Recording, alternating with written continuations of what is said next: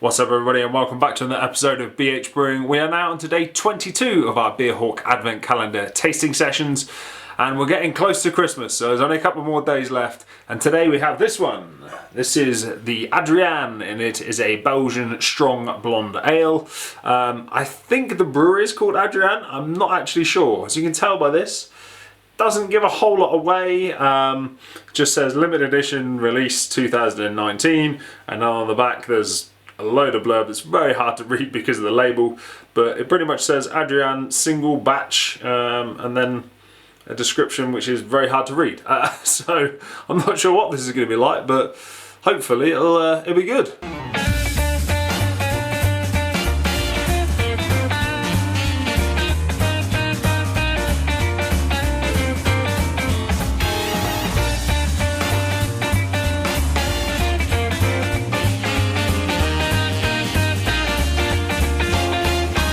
We have it then. This is the Adrienne Strong Blonde Belgian Ale and it is by Bosteels. A little bit of googling found that out for me. There's actually nothing on the bottle that alludes that it's from the Bosteels brewery, but apparently after a Google search it is from Bosteels, so that's nice to know. Good to know who the brewer is when you're trying these things. In terms of head retention, it's actually pretty good. I'd say it's kind of left a thin layer on top. It's kind of that snow white kind of creamy head to it. Yeah, it looks okay, the head retention of that. It's not too bad. In terms of the appearance of the actual beer, it's quite a bit lighter than I was expecting. Obviously I know this is a blonde beer, so I'm not expecting anything particularly dark, but usually I expect it you know, a couple of shades darker than this, but no, that looks a lovely colour. It's hazy, it's not see-through at all. Looks quite a nice drop. Let's go in and stick the old snout in there and see what it's like.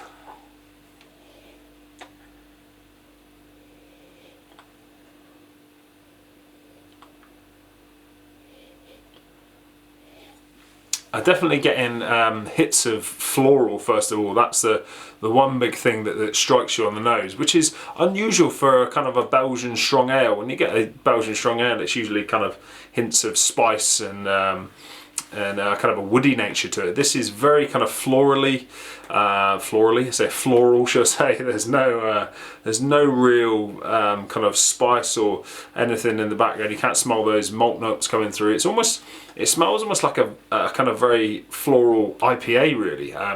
Doesn't really smell of that kind of strong Belgian ale that I would expect. It's kind of little notes of kind of honey in the background there. Smells quite sweet. Overall, it's a very refreshing smelling beer. Anyway, let's go in and give it a try.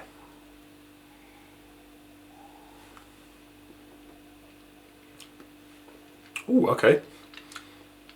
Oh. I have to have another swig of this.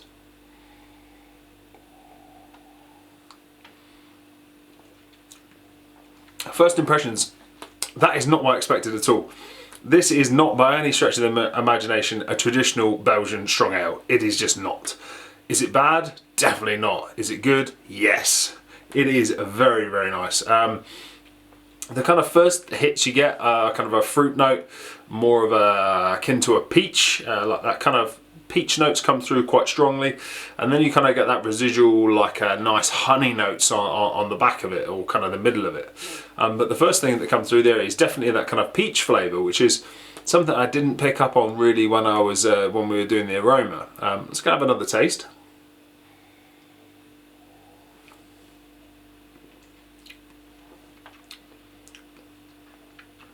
Yeah, so the peach comes through first of all. Then you kind of get those notes of honey in the middle, and then what you're left with on the end is that floral note that we smelt in the aroma. That really comes through on the end. It leaves it kind of just, it kind of dances on the tongue a little is the best way to describe it.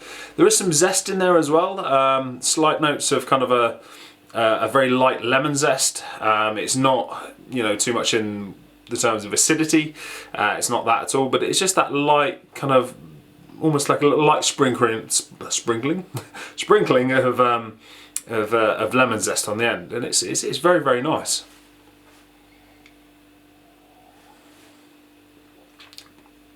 In terms of a mouthfeel, this is pretty much almost bob on for what I'd expect from a Belgian strong ale. Kind of in that terms, its mouthfeel is kind of a medium, little kind of, yeah, I'd probably say bang on medium. I was going to say a little over, but I don't think it is on that initial couple of tastes I've had. I'd say it's slap bang on kind of that medium kind of mouthfeel to it.